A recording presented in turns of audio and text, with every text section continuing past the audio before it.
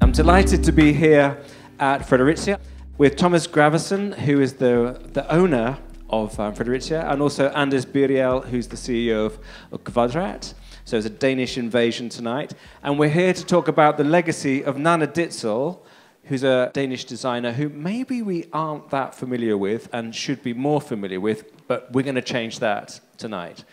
First of all, Thomas, tell us a little bit about yourself, about your company, and introduce people to the showroom here.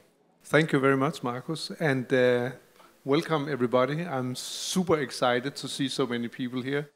I'm the second generation of the company that you know, because our company dates back to 1911, so we're more than 100 years old. But it was not our family who founded it, but in '55 my father bought the company, and that's why I'm only the second generation, and having the third generation already as head of design and product management in the company. So we are a truly family company. But yeah, we're going to talk about Nanna Ditzel. I'm looking forward to that because she had great impact on our life and also on me personal. So of course the connection between Nanna Ditzel and both of you is that you have both worked with her, or they've both worked with your brand. Anders, tell us a little bit about yourself first of all. Who are you and what's Kvadrat? Good question. We are a lot, all kind of things. You could say, in a way, the link also to Nanna is important. You could say Kvadrat, we set out in '68. Nanna was our first designer. We were very committed to contemporary culture already then and contemporary design. My father and his partner, I'm second generation also, we share that.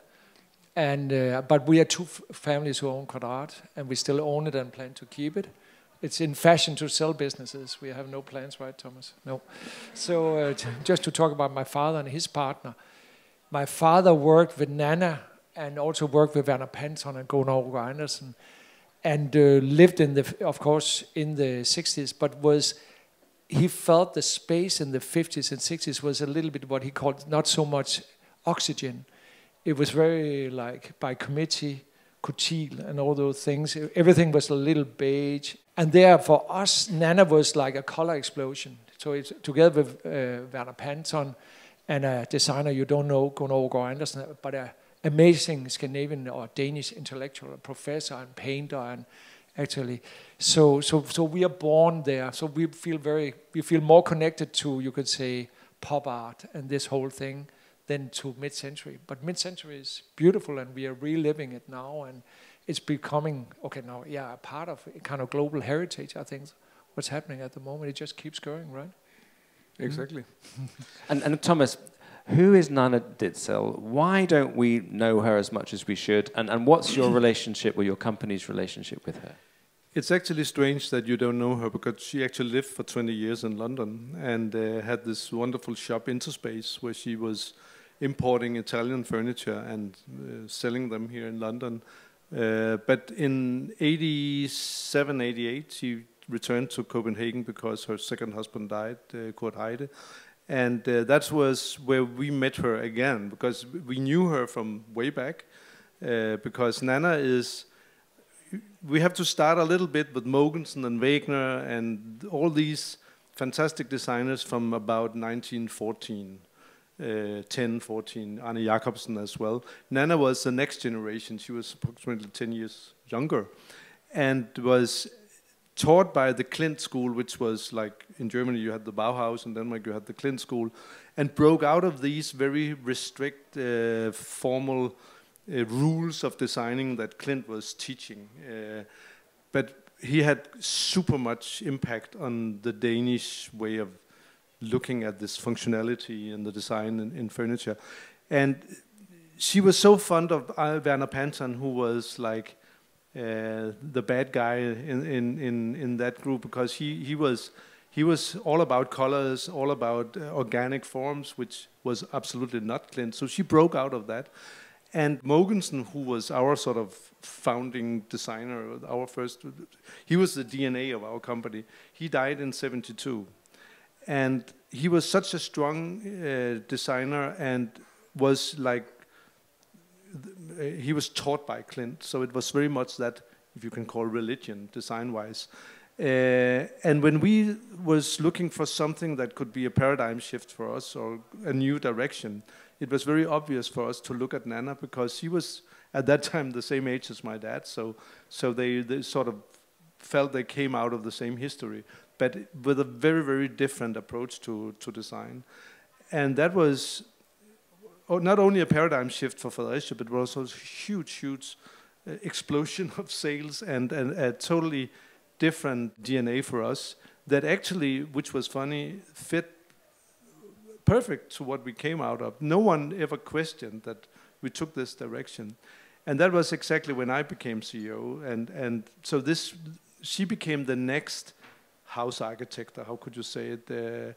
And my next 10, 12 years with Nanna was taking the company in this new direction. So in that aspect, she was not actually seen as the most obvious choice for us, but she was a woman. She came with a little bit more sensitive kind of design to this very masculine Mogensen, Wegner era that everyone knew at that time. And that was a lucky strike for us. And she became a fantastic friend also. And above your heads, there's a slideshow on rotation. I think the two of you contributed images to that. Is that right? So just talk us through what we're seeing here as these images circulate behind you. This is a very Nanna-like picture because she cut everything out in cardboard, paper, tape, instead of drawing, because she knew when it worked in paper, it could work in veneer, it could work construction-wise. And as a manufacturer, it also a big privilege to be able to see even a small model in 3D. This is also a very interesting picture because she thought that boardrooms, you should lie down in boardrooms instead of sitting up in chairs. And so she actually meant that seriously, that people should lie around and have meetings like that. So that was so different from the world we came from. And is that how you do things at Fredericia now? Unfortunately not, but maybe we should. I would love to. Yeah. And Anders, what about you? What is your personal relationship, what was your personal relationship with Nanna and the company's relationship with her? Compared to Thomas, I got to know her a little bit later. And for me, it's probably two, it's the person and then the designer. And I think as a person, she was really extraordinary. And also she was very graceful. And she was a cosmopolitan. So you could go anywhere. You could go the strangest places. You will meet one Dane, her. So she was so connected, and she really knew so much about the world. So also really, so in that way, and then for me, we were both members of the National Design Council. I always had to sit next to her, like one of her sons. Maybe we were the two sons she never had. So I always had to sit next to her, and then she always drinking whiskey, and then we had to go home after the meetings to her beautiful home. She had a beautiful home in 4 stories. And then have more whiskeys, but she was quiet. She was like a little tough life for you. Yeah. But also, I couldn't drink that big ones, but no. But that was a kind of the person. And then she was also very, very stylish, very thought. Even her funeral, I'd never been to a funeral like her funeral. Everything was designed through. It was a very beautiful chapel. Everything was organized. Everything, how the flowers, everything was designed before. So that her whole life, maybe I'm jumping ahead, but also when she passed away, I actually truly expected her to go into the design heaven, at least the Scandinavian design heaven, next to Werner Panton and Arne Jacobsen and so on. So I was like surprised, like, where is she? And so that's actually, I think that's also why it's great, this discussion today. Or this conversation, but a little bit forgotten. And this is a nice picture. She's smoking a cigarette. Presumably those are her children. And did she design the outfits that they were wearing? Absolutely. And she got the twins, Lulu and Vita, and then Denny, who runs the design studio today, the oldest one. And Yeah, this is a very typical Nanna picture, because that's very much how she was, enjoying herself. She always made an appearance. It was just like standing around and waiting for someone. If there was a stair, she made sure that she could walk down that stair to meet you when she came. and you could laugh at that, but it was never odd when it was her. And she was also sometimes the most arrogant person without being arrogant, if you understand what I mean. But she could change a table 5 times in a restaurant because she thought there was a draft or something like that. And the waiters always smiled and gave her this new plate. And that was the way she was. And that made her this fantastic personality that is hard to meet today, maybe. I have never met anyone like that. And tell us a little bit more about the pictures we're seeing. This picture, you see all the fretwork on this house. That was the inspiration for the Trinidad chair. And that was the first version of the Trinidad chair. And the one with metal legs we have sold more than 1 million pieces of. And of course, a chair like that is maybe a once in a lifetime that you get the chance to develop something like that. If you saw the chair in '93 when it came out, it looked like something never ever seen before. Everyone was buying the Arne Jacobsen 7 chair or the Ant, and then suddenly someone dared to make ornamentation on a chair, to all the cutouts. But for Nanna, it was her curiosity for all the technical stuff. She was reading technical magazines to see if there was a new 5X CNC machine coming to Denmark. And that was actually the case with the Trinidad chair. She wanted to try out this new robot thing. The good thing about it was that all the good effects of these cutouts, we later found out, made a perfect acoustic effect, and the chair was used for concert halls and stuff like that. So sometimes she did stuff that she didn't really know the effect of first. But the chair was immediately acknowledged as something new, and I think maybe also in Denmark at that time, they were looking for a replacement for these old Jacobsen things.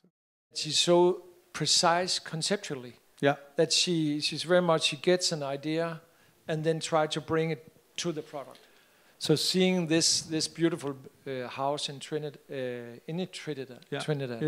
and then taking the idea conceptually and how to make it into a piece of furniture. And she designed fabrics for Kvadrat as well. Oh yeah. I think probably many people who are present here know Hislendale. And that was of course our first product. And how many times around the world can you do? Actually, I'm not so good at math, but we actually sold. Someone say 1 million, but we actually, I think we did 5. We've done 5 million meters. 5 million meters for now, and actually also even it's now alive with companies like Fredericia, but also companies like Capellini, Moroso. So it became a part of the core history for contemporary furniture. What we are saying about Hislendale is also, I could say, even of course we do probably 30 products every year, but in somehow you don't do products like that anymore, because the product is in a way, it's so durable. It's in a way maybe a waste of materials. So it looks very plain, but it's actually what the French call a flamme. So you take two yarns, you are what do you call it?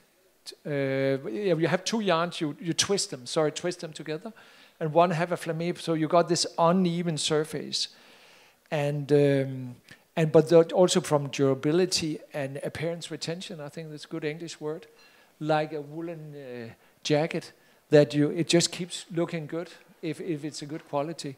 So actually, what we have is also, if private people are saying, we got 4 kids, we got a dog, we got a cat, then we say, okay, take Hislendale. And it's just, and you have actually we also... still do. Yeah, and actually you have, now I keep going, but also like if you take vintage furniture who go on auction, the foam have collapsed and the textile is still perfect. They have textile from the 60s. So that's of course also like Thomas saying, it kind of built our business. What it did is also, for Kvadrat, color is very important. So she was our first influential colorist. So also, and that was, to be truthful, also a little bit of challenge as we moved along. and that she looked at color the same way. A very important contribution for us, and I think one of the most important colorists out of the 60s, together, at least out of Scandinavian space, together with Werner Panton, and where she had a sophistication in her colors, also how she combined things.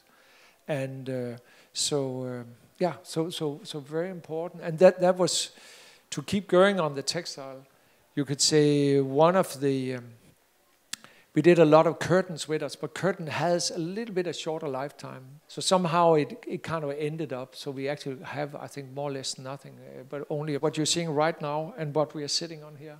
We have this link to contemporary art and working with contemporary artists.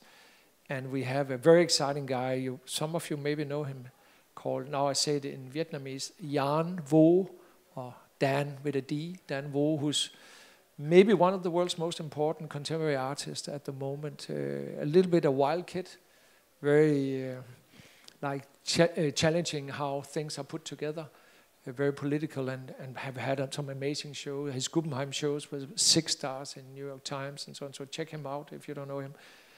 But one of Jan's journeys, being Scandinavian, Danish, Vietnamese, was in a way to, I think, to set history straight. So he also, and it's actually not on our initiative, so when we worked with him, he said like, don't you have more of Nanna? And we're like, we don't really do historical things by Kvadrat. It's like a principle. We never do things vintage or heritage. And then he said, but he insisted. And then the daughters and Nanna said, we looked through the archive, and then we started working. And then this product came out, and he loved it. And we were like, wow, what have you found for us? And then with the support of the Nanna Ditzel family and foundation, Jan worked with our team to color it, and then we reintroduced this product. But what I liked is also what you see in contemporary art, this about like adjusting history, which is happening big time in contemporary art at the moment, where you're going back and saying, is it the canon? Do you call that in English? Is it the right canon we got? And do we actually need to adjust this canon we got going? So that's the new excitement we actually got with Nanna. I think also Trinidad. I think you sometimes forget that Nanna was, in my opinion, a truly industrial designer. She was taught a cabinet maker. She graduated from the furniture school in Copenhagen, and the academy. But she was designing maybe the most famous trains in Denmark, the EC3 trains, also with Hislendale on the seats. Also not designing the actual train, but designing the look of the train and the whole interior. She did all these wonderful jewelries for George Jensen. And if you see on some of the pictures, you can see that she took these themes across competences. So when she did, you see this arm bracelet there. It's also when she saw this on Trinidad with all the Fretsaw things. And again, when you see the fabric from Kvadrat here, it's the same theme. And she also invented that into the furniture. So when she sort of got hooked on something, she tried it out on different levels. And that made her very interesting to work with. And then on top of that, she also was like a life coach, especially for me. My mom died when I was 21. And Nanna always had an opinion on how to behave. And it was not like, I mean, sometimes she actually thought that, why is everyone in the furniture business so dull and boring? So like you said, sometimes you emptied a bottle of whiskey, and she could carry on speaking super, super seriously about design, and you were really struggling. So, Thomas, maybe tell a little bit about her house. It's not there anymore. It's not documented. Yeah, but especially she had a very, very eccentric house. I cannot remember. I've been in the house in Copenhagen she bought when she returned from London was the brother of Werner Panton, Jørgen Panton, who lived in that house. It was all blue. And there was a 5-story house in the middle of Copenhagen, right next to our showroom, actually, in Copenhagen. And she insisted in having one of the best skilled cabinet makers hired. They should have a silver medal. That is the highest achievement you can get as a cabinet maker. So she had the basement was one small factory of cabinet maker machinery, so she could do her own prototypes. And then she had her drawing studio on the next level, and then the further you went up, then... Thomas, what I want you to tell is also the coloring. Maybe I'm more a color guy, but the coloring was insane. Yeah, it was really wild. Insane, so each room had a color. Yeah. So you had like a pink The staircase room. was in aquamarine, and there was But that was the color she was. Very she had her favorite colors, and if we as manufacturers did want to use them, for sure she used them herself in any way. And now it was a fantastic house. Yeah. And as just now you were talking about reviewing the canon, looking back over history. But if we look back over the history of Danish design, why is Nanna Ditzel not up there with all the other names we've been talking about, the Werner Pantons and the Arne Jacobsen? Is it because she was a woman and she therefore didn't get recognition simply because of that?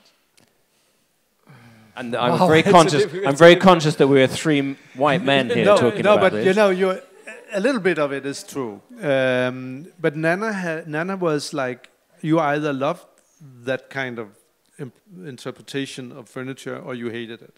Yeah. So she was a little bit more love and hate. She was not average in any way. Yeah. And a non-pleaser. She was not a pleaser for sure. Opposite. She's not what? A non-pleaser. Yeah. You know, there was no mainstream.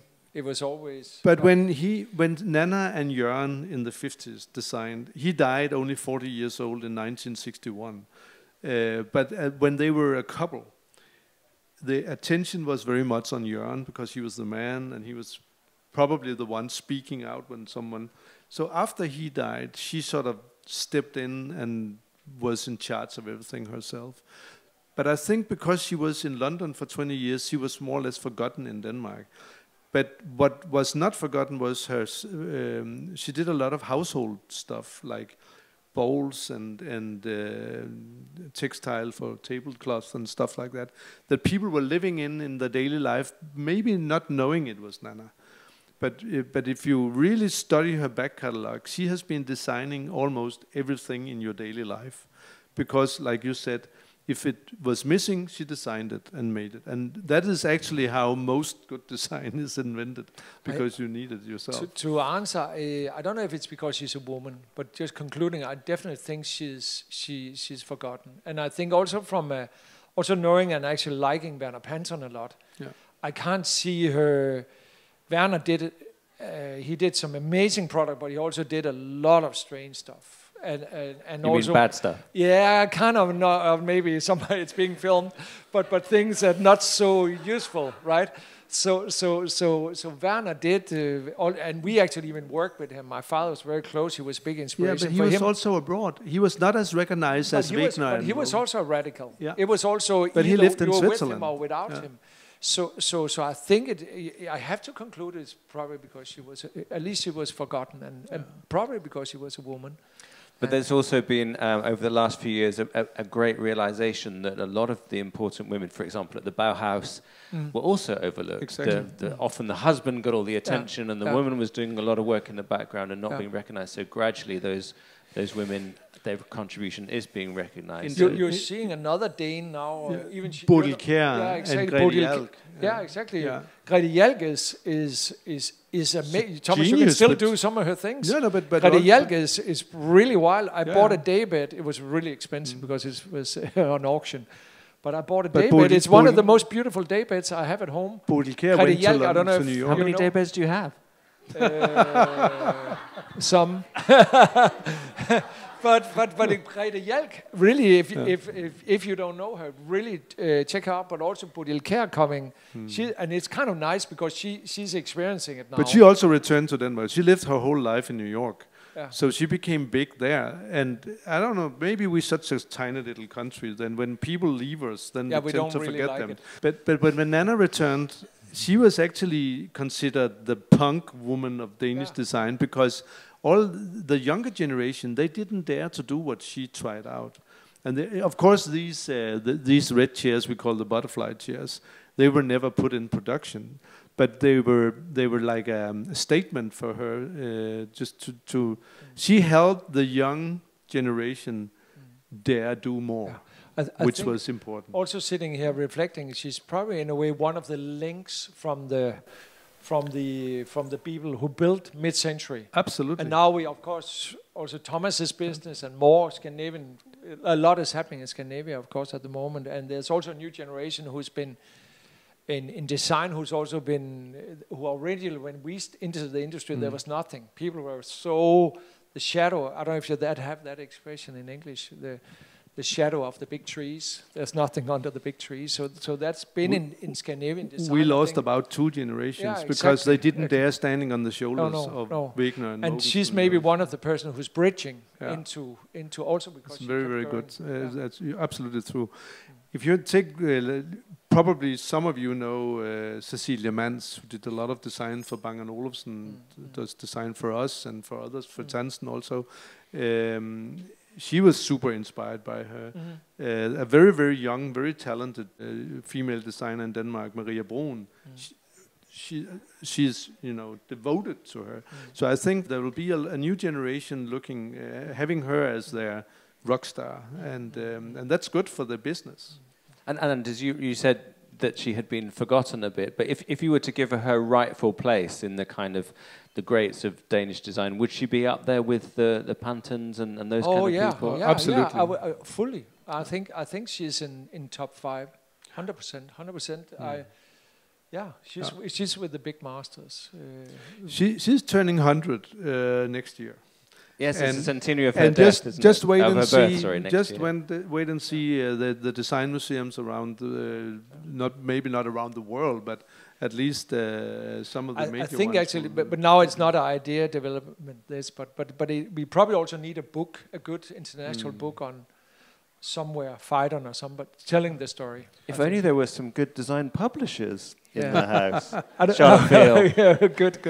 There are some very, very good design publishers here. No, but I have a little thing I would like to tell about her way of working, because sometimes she took things further than maybe you thought you could do technically. And we did a chair together that is now unfortunately not in production anymore. But she was very fond of these laminated wood things you could do in 3D shapes and everything. But then she designed a chair called Sona, and we went to this subcontractor, and they were sitting there being very wise about their skills and blah, blah, blah, and said, with all our sort of accumulated knowledge about veneer, what you suggest, Nanna Ditzel, is not possible. Okay, so that means you tried it? No, but with all our accumulated knowledge about veneer, then I think you should try. And then out came this perfect piece. And that actually led to another fantastic piece by Hans Sandgren Jacobsen, where they suddenly got the guts to carry on with something they actually denied to do. So sometimes when you are so stubborn and when you push stuff so hard, you actually achieve something. And she had this motto: sometimes you get ahead 3 steps, and you realize you have to go back 2 steps. Then you are still 1 step ahead. And that was also that was always her way of thinking. And another thing was, she always said, okay, then one more try. She never gave up, and she was never too sort of I don't know the English word, but if you as a manufacturer suggested to change something because that will help running production, making it more efficient or whatever, it was always a very sort of two-way discussion. It was not like, I designed it like this, I want it like this, so forget about that. It was never like that with Nanna. And that was, I mean, a lot of young designers could learn from that. I have met designers that will never ever get anywhere because they think that now they spend 2 years on this design, so nothing can be changed. But the design phase is actually first super interesting when you start, you know, having these obstacles that you have to work your way around. It's like the Dogma films that we were very famous of in Denmark, that you put up so many obstacles to push filmmaking further. She did the same for herself. And I think that's also part of the success of her designs, because more or less everything she touched became big commercial. And those that didn't make it commercial, she actually took out of production again. It was not interesting for her. So it was not just the form and the design. It has to have a purpose. People should be able to live with it, and it should be functional. And if she didn't achieve that, she dropped it. And that's also a good learning because the world doesn't need a lot of form. We need tools in our daily life that we can live with and that grow with us and also last. Well, it's been a fascinating talk. Thomas and Anders, thank you so much. Hopefully this can be the start, or we can claim this as a start of a re-evaluation of Nanna Ditzel's career. And probably, although there's nothing in my glass, we should all raise a glass to someone who is a departed great and whose reputation deserves to be better known around thank the you for world. making it. We'll do our utmost. Thank you. Thank you, guys. Thank you very much to the audience. Thank you very much, Fredericia, and to Thomas and Anders.